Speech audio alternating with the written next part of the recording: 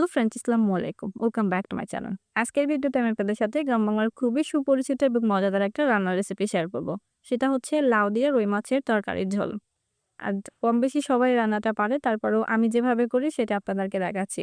সবার ১ম এ আমি এখানে একটা লাউ নিয়ে নিয়েছি। লাউটাকে আমি পিলার দিয়ে কেটে এভাবে ছুরি দিয়ে ছোট, ছোট পিস করে নিয়েছি। এখন আমি এই কাটা লাউগুলোকে একটা পরিষ্কার পাত্রে উঠিয়ে পরিষ্কার পানি দিয়ে ধুয়ে নিয়েছি। লাউটা ছিল অনেক কচি আর এটা ছিল আমাদের সবজি বাগানেরই। তো চলুন কথা না বাড়িয়ে মূল ভিডিওটি শুরু করি। এখানে লাউ রান্না করার জন্য একটা পাত্রে পরিমাণ মতো তেল গরম করে এখানে আমি দিয়ে দিচ্ছি ২ টা শুকনো মরিচ ফোড়ন, শুকনো মরিচ আর সাথে দিয়ে দিচ্ছি এখানে কিছু পেঁয়াজ কুচি। পেঁয়াজ এবং শুকনা মরিচটাকে এভাবে নেড়ে চেড়ে আমি কিছুক্ষণ ভেজে নিব। যখন পেঁয়াজটা একটু লালচে হয়ে আসবে, তখন আমি এখানে দিয়ে দেব কিছু বাটা মসলা।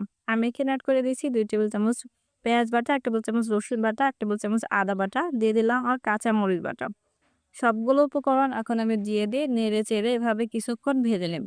মসলাগুলো কিছুক্ষণ এভাবে নেড়ে চেড়ে কষিয়ে নেওয়ার পরে এখন আমি এখানে সামান্য পরিমাণ পানি দিয়ে মশলাটাকে একটু কষিয়ে নেব। এখন আমি এর ভিতরে দিয়ে দিলাম হচ্ছে ২ টেবিল চামচ লবণ, দিয়ে দিলাম হচ্ছে ১ টেবিল চামচ হলুদ গুঁড়া, ১ টেবিল চামচ ধনিয়া গুঁড়া আর দিয়ে দিলাম ২ টেবিল চামচের মতো লাল মরিচের গুঁড়া। সবগুলো গুঁড়া মসলা দিয়ে দেওয়ার পরে এখন আমি নেড়ে চেড়ে মসলাটাকে আবারও ২ থেকে ৩ মিনিটের মতো একটু কষিয়ে নেব। যখন নাড়তে, নাড়তে এরকম একটু তেল ছেড়ে আসবে তখন বুঝতে হবে মসলাটা খুব ভালোভাবে কষিয়ে নেওয়া হয়ে গেছে। এখন আমি আগে থেকে ধুয়ে রাখা যে লাউ আর আলুগুলো রাখছিলাম সেগুলো আমি এর ভিতরে দিয়ে দেবো। লাউ এবং আলুটাকে দিয়ে দেওয়ার পরে এখন আমি ভালোভাবে নেড়ে ছেড়ে এই মসলার সাথে লাউ এবং আলুটাকে খুব ভালোভাবে কষিয়ে নেব। আপনারা জানেন যে লাউর তরকারি এমনিতে একটু রান্না করার সময় পানি ছাড়ে। তো এভাবে নাড়তে, নাড়তে যখন খুব ভালোভাবে মসলার সাথে এটা মিশে যাবে তখন আমি একটা ঢাকনা দিয়ে ঢেকে এটাকে ২ থেকে ৩ মিনিটের মতো রেখে দিব। ২-৩ মিনিট পর এখন আমি ঢাকনাটা উঠে আবারও ভালোভাবে নেড়ে দিচ্ছি। আর নাড়তে, নাড়তে যখন নিচের দিকে একটু লেগে আসবে তখন বুঝতে হবে যে এটা খুব ভালোভাবে হাফ সিদ্ধ হয়ে গেছে। এখন আমি এখানে দিয়ে দিচ্ছি পরিমাণ মতো পানি। সামান্য একটু পানি দিয়ে দিচ্ছি যেন লাউ এবং আলুটা পুরোপুরিভাবে সিদ্ধ হয়ে যায়। তারপর একটা ঢাকনা দিয়ে ঢেকে আমি আবারও ৫ মিনিটের মতো এটাকে রান্না করে নিচ্ছি। দেখুন এর ভিতরে কিন্তু অনেকটা লাউ থেকে পানি বেরিয়েছে। তো এখন আমি আবারও খুব ভালোভাবে নেড়েচেড়ে একটু সামান্য এভাবে কষিয়ে নিচ্ছি। কিছুক্ষণ কষিয়ে নেওয়ার পরে যখন দেখবেন যে একটু লেগে, লেগে আসছে নিচে তখন পরিমাণ মতো ঝোলের পানি এড করে দিব। আমি এখানে ২ কাপ পরিমাণ ঝোলের পানি দিয়ে দিয়েছি। আর ঝোলের পানিটা দিয়ে দেওয়ার পরে এখন আমি এই তরকারিটাকে কিছুক্ষণ এভাবে ফুটিয়ে নেব।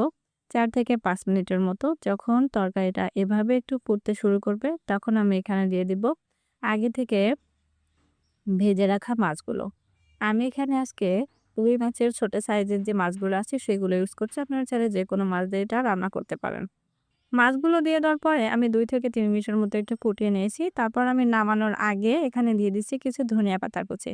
আপনারা যারা ধনিয়া পাতা পছন্দ করেন না তারা কিন্তু চাইলে এটা স্কিপ করতে পারেন। তো দেখুন আমাদের রান্না কিন্তু কমপ্লিট। এখন আমি এটা চুলা থেকে নামিয়ে নিব।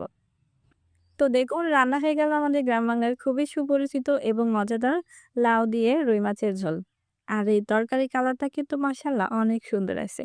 আর দেখতে যতটা লোভনীয় লাগছে খেতেও কিন্তু মাশাআল্লাহ অনেক মজা ছিল। তো এই ছিল আমার আজকের ভিডিও। আশা করি আমার ভিডিওটা আপনার কাছে ভালো লেগেছে। আর আমার ভিডিওটা ভালো লাগলে অবশ্যই লাইক কমেন্ট করবেন আর আপনার ফ্রেন্ডস এন্ড ফ্যামিলি মেম্বারদের সাথে শেয়ার করে দিবেন।